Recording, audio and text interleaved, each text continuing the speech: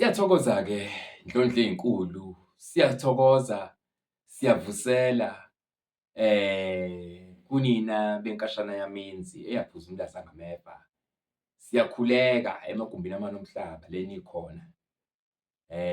Siyakhuleka kunina asiphezi bantwana bethonga. Lo umkhulu Gwabini kanti le Indalo Media and Podcasting. Bantwana bethonga, ngizokwenza into ehlukile la kahle hle isimemezelo esihamba nesicelo njengoba nazi ukuthi sikule platform yakwa YouTube. uYouTube uyayeke kube khona izinto, kuye kube khona ama-channels asivulela wona uma ngabe siyisebenzisa kahle i-platform yakhe. Siba nabalandeli, into yethu be-interact-a nathi abalandeli bethu, njengoba ngihlale ngimcela ukuthi nikhomente, ningi-engage kuyona lonke uhlobo lama-video noma i-content engisuke siyikhiphile. Because lokho it paints a very good picture ku-YouTube in terms of how active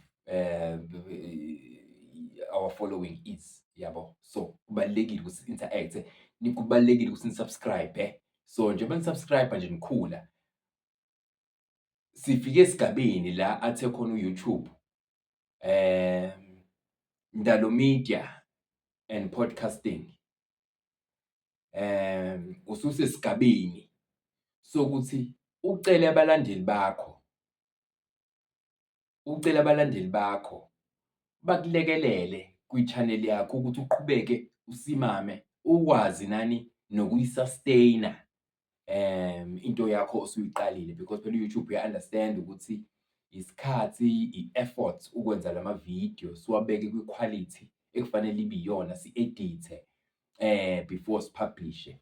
So nina by the time ni-consume le content, mina ngisuke sengispende roughly mhlampe 5 hours kwi-video nje ukuyakha, ngi-edithe, nikwazi ukubona ama-details amakhulu. Kuningi o-cut and paste. Yeah, there's a lot that goes into producing ama-video akanje ku-YouTube. So it's a lot. So uYouTube sesifike esigabeni sokuthi abalandeli esinabo baningi. Angisho ukuthi sesi-right, cha, asisekude ukuba right. Sisafuna abantu ba-subscribe, zikhulu iy'namba, ziye phezulu. Kepha lezi iy'namba esezikhona manje, isikhathi enisipendayo nibuka ama-video, uyasirekhoda uYouTube. So sesisesigabeni sokuthi kukhona abantu uYouTube usiyangivumela ukuthi ngicele nina i-audience yami, nina abalandeli nama-supporters eNdalo Media and Podcasting, nina abalandeli ama-supporters amkhulu Gwabini, ikhehla lamakhehla, ikhehla elinye, ukuthi nimsupport-ke manje umkhulu.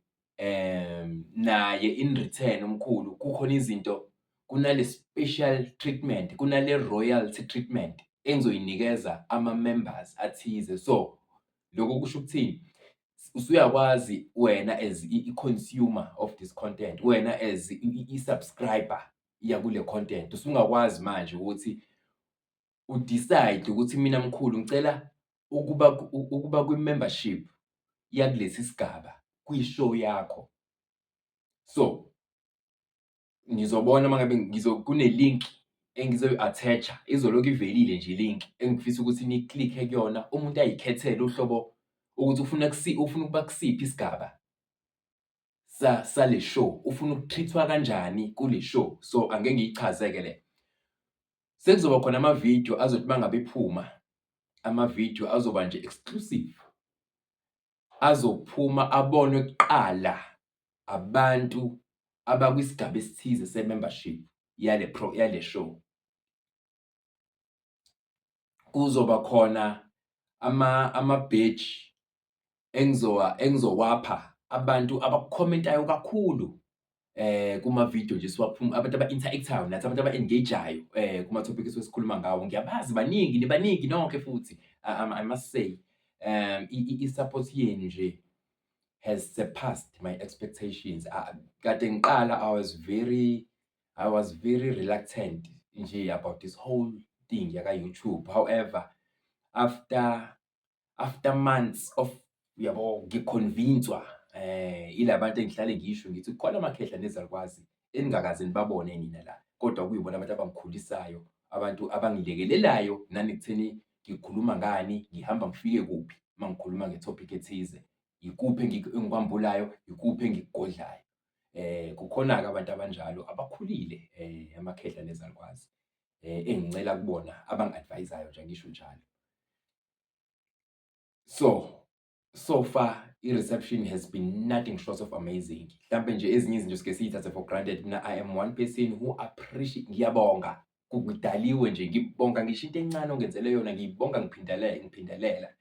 Ngidalwe kanjalo-ke ngoba uyabona uma uqhamuka kade uzazi ungenalutho, ungeyilutho.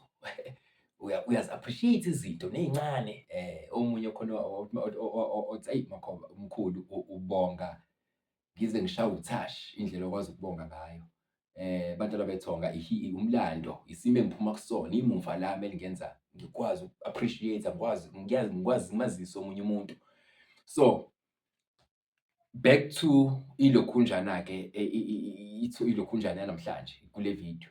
So kuzoba khona ama-membership athize ozothi mangabe usubscribe-a kuwona, ebese u-YouTube angibambela imali ethize kuwena on a monthly basis. Kuqala nje kuzoba kuwena ukuthi unamandla angakanani. Ngicathi i-option yokuqala ukuba ibhaliwe la, bheka nje search-a ungena kule link le, uye kuma-memberships, ukhethe lapho ukuthi kodwa eyokuqala eyi-R79 ongabanjwa kuwena.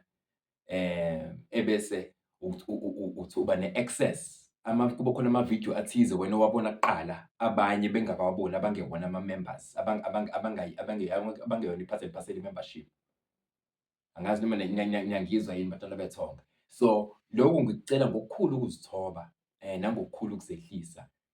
Loyo R79 osuke ubanjwe kuwena, u-YouTube nami as ilokhunja, as i-business, 'cause basithatha njengo-business, ku-business partner wakwa-YouTube. So uba nendlela yokuthi leyo mali ayijikise ayilethe ngakumina.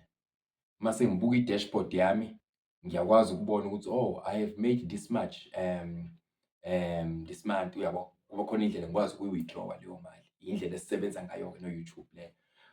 So ngokukhulu ukuyithoba bantwana bethonga, ngiyazi ukube beyikhona enye indlela engingenza ngayo bengingeke kufike kulesi sigaba. Kepha ngoba u-YouTube uyasiphusha ukuthi nalento uma ngabe sekufike kulesi sigaba, kufanele lento sikhulume ngayo, sini-invite ukuthi nibe yini ama-members aqotho, ama-members aphezulu kuma-podcast ethu, kuma-programs, kumalokhunjana esinawo, ama-TV, ama-channel esinawo.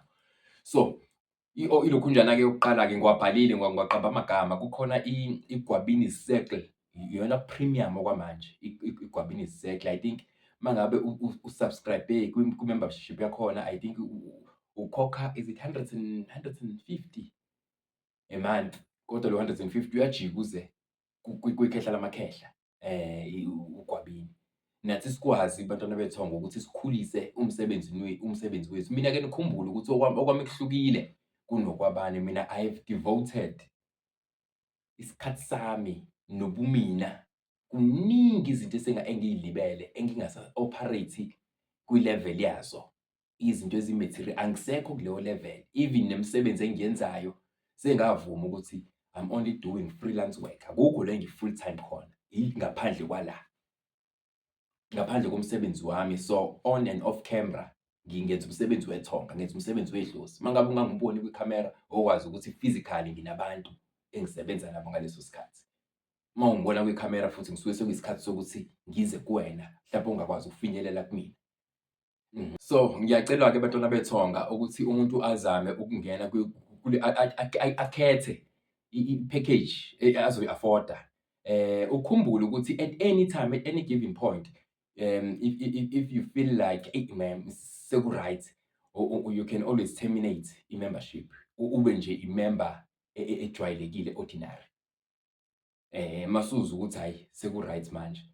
Kodwa futhi mangabe ubona ukuthi amandla ezimali asakhona, izolokhu u-YouTube elokhu ebambile kuwena, mhlawumbe leyo R80 njalo ngenyanga, Kudepende ukuthi ukuyiphi i-membership, leya 80 rand noma kuleya 179 rand. So, le 179 rand, ama-comment engiqala ngawo ilabantu abama-members. Ngikhomenta kubona, ngiphendula bona masishane. Kube khona ama-badge nama-emojis a-special azokwenza wena mangabe ubuka i-comment section eyakhe kube ne-badge elithize kuwena elikhombisayo ukuthi uyi-member e-special, uyi-premium member kwindalo Media and Podcasting. So, uphendulwa kuqala, khona amavidiyo wabona kuqala, ebese kuba khona amavidiyo kuzoba ama-shorts videos, lokhu okufishanyana okuzobonwa uwena kuphela by virtue of i-level ye-membership okuyona. Ngiyangithola abantu abamoya. So, those are perks uMkhulu Gwabini eza nawo kunina. Kunina. So, njengoba-ke sizosebenza kanjalo bantwana bethonga, ngicela nje abanamandla ekuvumayo ukubona baqale manje bakhethe i-membership abazongena kuyona. Ebese njalo ngenyanga-ke kuyabanjwa. Ngiyazi bantwana bethonga ukuthi ikakhulukazi kulesi sigaba esikusona imali siyihlonipha kakhulu. Senza sure ukuthi siyidedela ngampela le kufanele siyisebenzise khona. Leyo nto ngenza kwethu mina uyokwenza umsebenzi wami ube lula. Wonke umsebenzi wami wethonga kahle hle, kuningi engizoku-achieve-a ngama-membership enu, lama-subscription, 'cause le mali enizobe niyikhokha kuma-subscription iza kumina directly, yangithi. U-YouTube uyangiqoqela yona ebese beyiletha la kumina. So, ngiyacela-ke abantwana babethonga, izandla ziyagezana.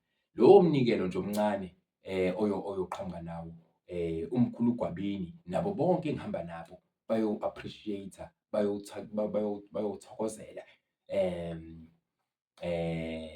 Ngenza ukuthi cha, namhlanje ividiyo izoba mfishane ngoba I think bengifuna ukudlulisa nje ikakhulukazi lesi sicelo lesi ukuthi u-YouTube usiyasivumela. Usengiphe le platform sekufike kulesi sigaba sokuthi-ke abantu bakho manje kube khona ababa-special. Bazokhokha imali futhi ize kuwena. Ebese ubanikeza lolu hlobo le-special treatment. So, uzongicela uzikhethele nje la kule link le engizoyisenda manje, usubscribe. Bantwana bethonga, konke-ke eniy'fisela kona okuhle, nami ngiyanifisela kona, ngiyanikhulekela. Kuney'nsuku engikhuphuke ngazo ngiye entabeni, ngiye nginikhulekele. Abanye bakhulekela bengacelanga, abanye bakhulekele bengazi, kodwa mina ngiyanibeka emkhulekweni ngoba into yami ayisekho ngami. Angisekho kakhulu kwabenyama, sengikamoya kakhulu. I-level yami yoku-operate-a angisekho ey'ntweni ezikhanga ihlo, sengisebenzela imiphefumulo yenu, imimoya yenu, bantwana bethonga. Laba abanamandla ukuthi bagcine sebefikile kuMkhulu Gwabini, leyo msebenzo, lokho engisuke ngikhanyiselwe kona ukuthi ngikwenze kuwena, ngiyokwenza ngeqiniso, ngikwenze ngokukhulu ukuy'misela. Bantwana bethonga, kulaba seke kufika iy'bonakaliso abangiphuphayo bagcina befikile kumina. Bantwana bethonga, anginikhohliwe, nginikhulekela ubusuku nemini, especially abantu asebebuya la kaMkhulu Gwabini. Hheyi, ngangingazi mina ukuthi lesi sipho sami esingaka siyongihlalisa namakhosi ayinina. Kumina, emehlweni ami nasemoyeni wami, ningamakhosi nonke. Ingakho ngithi noma ngi-interact-a nani ku-WhatsApp, ngi-interact-a nani kusuke ekujuleni kwenhliziyo yami, because uma ngabe ngizwa iy'nkinga zenu, niphenduka isibuko, ngizibuke mina eminyakeni eminingi eyedlule. Ingakho ngithi njengoba ngisisungule le show le, uMkhulu Gwabini ufuna ukwenza uhambo lenu lube lula, mhlampe kunohambo yena alihamba. Ngifuna ukuthi sinciphise inyembezi kunina. Mhlampe lezi thina esay'khala zingakhalwa yinina. Ingakho ngifika la nginambulele nje lonke ulwazi lohambo, nginixwayise la engixwayisa khona, nginiqwashise la enginiqwashisa khona. Ngiphinde futhi ngilekelele-ke ngokuthi ngimlaphe laba abagcina befinyelelile kuMkhulu Gwabini kwikhehla lamakhehla, ikhehla elinye. Hhayi-ke bantwana bethonga, ukhona umkhulu, uyatholakala, uyasebenza. Siyakwazi-ke ukuxoxa ku-WhatsApp line. Kukhona nje into ekhona impela ela ngamakhehla la e-KZN. Kukhona iy'nsebenzo nje ey'julile ezidingekayo ukuthi ngampela ufike e-KZN. Ukufika nje kwakho e-KZN ebese kuyaqaqeka izinto. So, ikhehla lamakhehla likhona-ke uku-facilitate leyo process ekanjalo, senze izinto zenzeke. Bantwana bethonga, Angingabi mude kakhulu, ngicela ukuthi ngiyivale le video. Sengizobona ngani-ke i-dashboard yami iya-report ukuthi ubani oseyimemba, ubani oseyimemba. Abanye ngizokwazi ukuthi ngibabingelele, ngisende ama-shout out kubona. Uma ngabe ngenza amavidiyo ngimenshine nje igama, ngithi usibanibani usibanibani, eyi siyaxoxa kanje kanje. Those are some of the perks enizobe niwathola nje by virtue of joining i-membership yeNdalo Media and Podcasting. Bantwana bethonga, nginifisela konke okuhle eniy'fisela kona. Umkhulu Gwabini lo. Don't forget to like and subscribe. Ni-share i-content yethu, nisihlekelele sikhule sidlondlobale. Siyabonga.